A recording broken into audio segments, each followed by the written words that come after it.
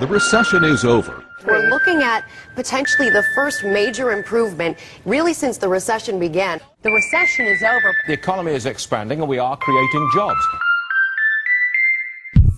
This is not a recovery, it's merely a cover-up. It's not a recovery. The politicians in this country bankrupted us. What should the role of government be in a free society? So why is there a major national debt crisis on the horizon? When U.S. debt growth started to outpace our economic growth, that's when the problem crossed an invisible line into a coming crisis. When U.S. debt growth started to be funded by the Federal Reserve creating currency, the problem crossed the point of no return. The Fed could then come in QE3, QE4, QE5, QE6, whatever they want to do. Now the Fed is in a situation where they are damned if they do, damned if they don't. You see, private GDP hasn't risen in 14 years. GDP has been rising because of two factors: government spending and government manipulation.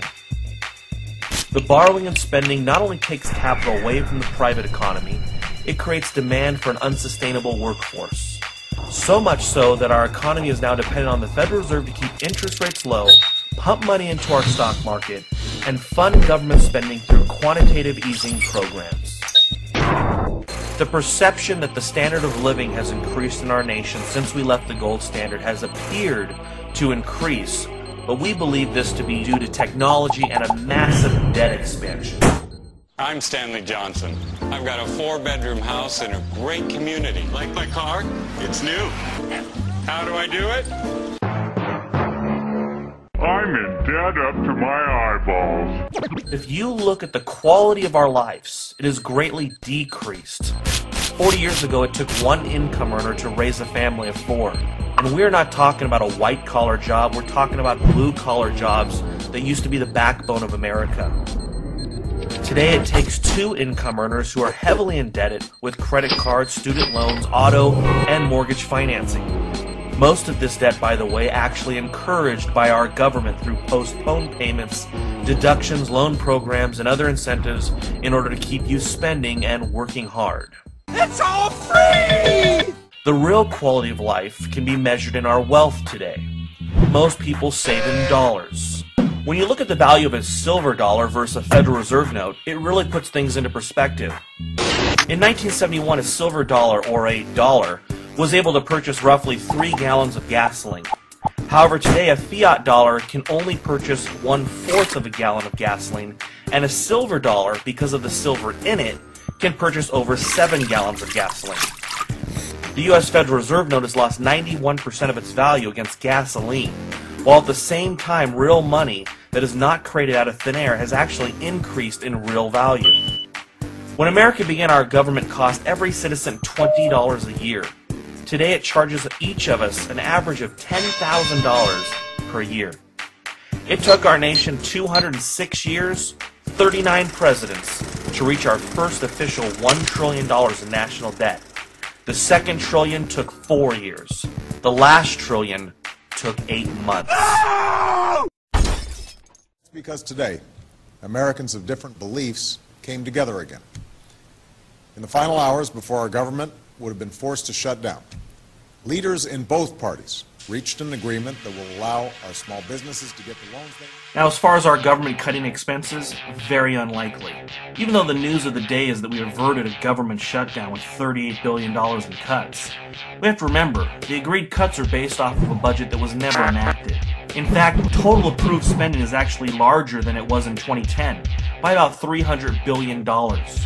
So our government just agreed to spend and borrow more.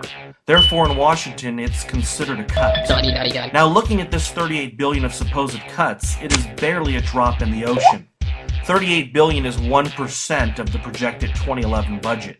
It is around 1/4% of the official national debt. And when looking at how much new debt we are going to add to our official national debt in 2011, $38 billion is only 2.4% of the new borrowing for 2011. In order to be taken seriously, we need a $1 trillion real cut in spending. Remember, it is this decade that our spending will accelerate as baby boomers enter their entitlement programs. this decade, according to the leaked cable from the Saudi Arabia embassy, that Saudi Arabia will peak in oil production. WikiLeaks, they're saying that U.S. officials think that Saudi Arabia is overpromising on its capacity for supplying oil. And it is this decade that China will fully and completely internationalize the Chinese renminbi. This decade will see tectonic shifts and systemic changes in our global economy. Already our debt to GDP is close to 100%. Our debt obligations to GDP is around 500%. Clearly, the need for constant deficits and debt expansion to keep the illusion going is going to likely end early in this decade. Now, the old saying is that the rich get richer and the poor get poorer. In our opinion, this is true. So with this knowledge, we would say it is pretty important to make sure that you're not poor going into these massive changes this decade. Did we mention our debt is like an adjustable rate mortgage? That's right, our debt isn't fixed, which means currently we're enjoying historically low interest rates, paying an average of just over 2% for interest on our debt. So what would happen if interest rates rose? I mean, is it possible? Well, the world's largest bond fund manager sure thinks so, not only selling U.S. Treasuries in 2011, but recently announcing he is shorting them. The economic debt tsunami is not far now. With 70 million baby boomers, a generation that dwarfs the generations before it and after it, is ready to enroll in America's entitlement programs. These programs are set to skyrocket in payees, while at the same time income for these programs will decline due to the generation behind the baby boomers being smaller and the baby boomers no longer working and paying as much into the system.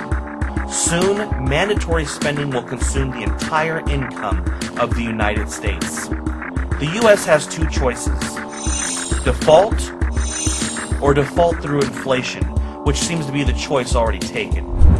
With QE2 now responsible for purchasing 70% of U.S. Treasuries, the Fed will have to continue with QE3, 4, 5, 6, 7, and possibly even more. And we may drop 10-15%, and then QE3 will come, and QE4, QE5, QE6. Oh. So you went all. What did you get to? QE8. I don't think anyone talked about QE8 yet, Mark. But actually, I made a mistake. I meant to say QE18.